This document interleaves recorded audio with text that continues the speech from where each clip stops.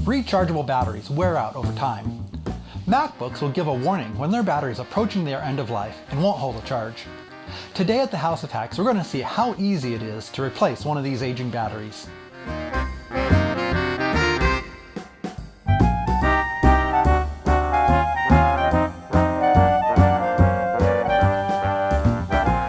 Hi makers, builders, and do-it-yourselfers, Harley here. If you like to make things out of items such as wood, metal, or electronics, subscribe to the House of Hacks channel to get notified of future videos. My buddy Rich's 5-year-old MacBook Air of mid-2011 vintage started acting a bit strange. Instead of going to sleep when he closed the lid, it started hibernating. And then, because it was hibernated, rather than coming on instantly when he opened the lid, it took a number of seconds to wake back up. And then he finally got this service battery warning.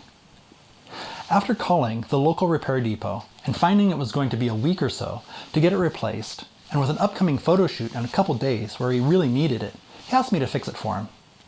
He got a new battery off of Amazon and brought it to the shop to get it replaced. This particular MacBook's battery is model number A1496, and it is available from a number of different vendors. Mac batteries are a bit more complex to replace than most Windows-based laptops, but they're still not too bad. Let's take a look at this simple process. First, for many models, Apple used security screws rather than the run-of-the-mill straight or Phillips screws. So screwdrivers for pentalip screws, as well as the more common Torx, are needed for this battery replacement.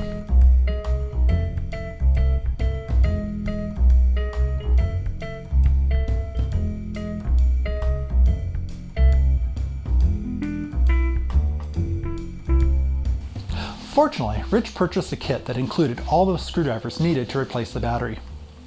If you don't get a kit with the screwdrivers, make sure you have the ones you need already on hand.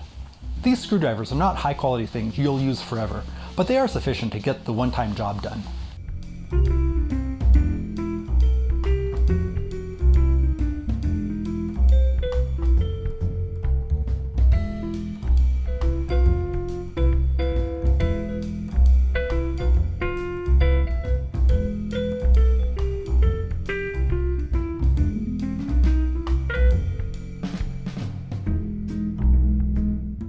After opening the kit, I used the pentalobe screwdriver to open the bottom of the laptop.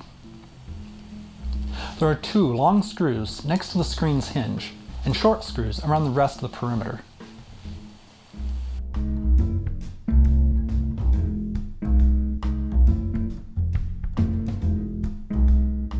Once the screws are out, the bottom just lifts off, exposing the battery. Now there are 5 Torx screws that hold the battery in. They're at the 4 corners and 1 in the center. Again, the 2 next to the hinge are longer and the other 3 are shorter.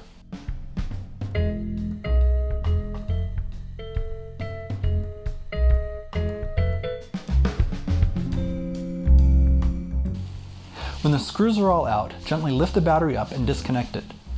The connector has a plastic tab to pull on. Gently tug on this straight back towards the front edge of the laptop. Do not lift up away from the laptop's motherboard.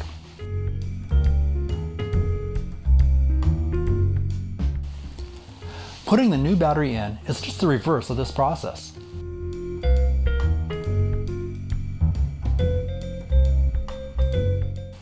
Attach the connector and make sure it's seated.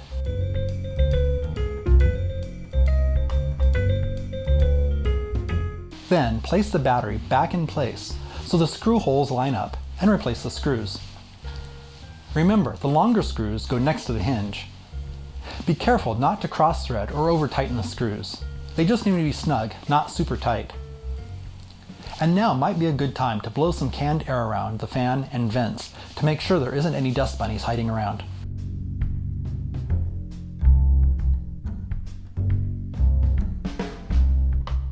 Finally, put the bottom back on and replace the screws. Again, the long screws go next to the hinge, and take care not to cross thread or over tighten them.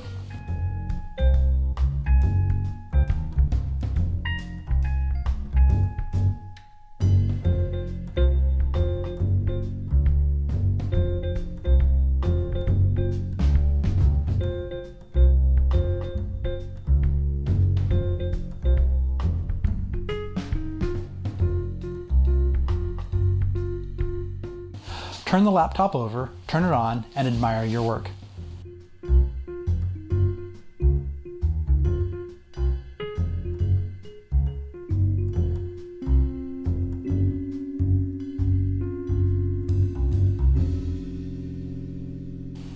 If you use an application like CoconutBattery, you can see details of the battery's status. This utility can take a snapshot of the status for comparison. Here we see the before and the after.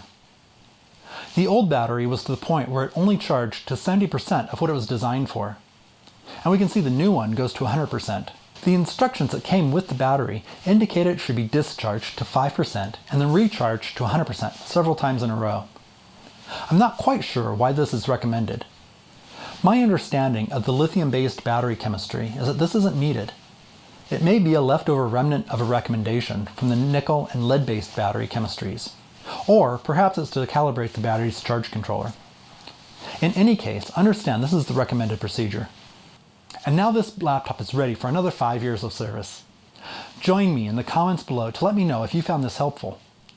If this is your first time here at House of Hacks, welcome. I'm glad you're here and would love to have you subscribe. I believe everyone has a God-given creative spark. Sometimes this manifests itself through making things with a mechanical and technical bent.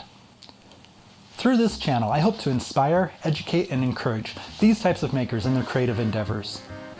Usually, this involves various physical media like wood, metal, electronics, photography, and other similar materials.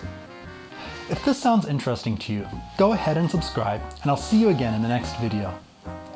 Thanks for joining me on our creative journey. Now go make something. Perfection's not required, fun is.